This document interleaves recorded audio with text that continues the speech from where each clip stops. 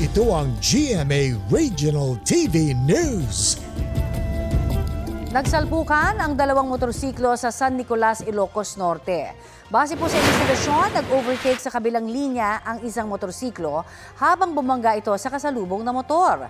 Dead on the spot ang 34 anyos na rider na nag-overtake. Sugatan naman ang kanyang angkas pati ang dalawang sakay ng nakasalpukang motor. Dinala sila sa ospital. Ayon sa pulisya, walang suot na helmet ang nasawing rider at kanyang angkas. Wala namang pahayag ang mga sugatan sa insidente.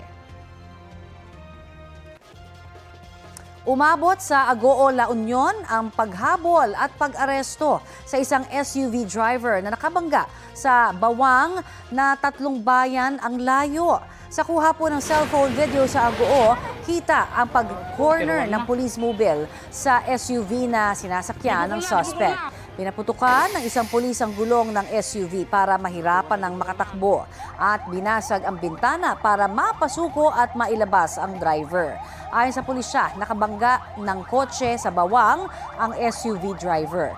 Papunta na raw sila sa istasyon ng pulisya nang biglang lumihis ng direksyon ng SUV at humarurot kaya hinabol na ng mga pulis. Ilang sasakyan pa raw ang nabangga nito sa habulan kabilang ang isang tricycle. Nahaharap sa patong-patong na reklamo ang inarestong driver. Naghain na rin ng search warrant ang pulisya para mahalughog ang loob ng SUV niya. Sinusubukan pa siyang kunan ng pahayag.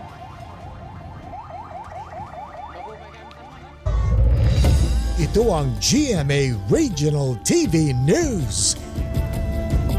Patay ang isang lalaking 19 anyos nang masunog ang isang nakaparadang truck sa Zaraga, Iloilo.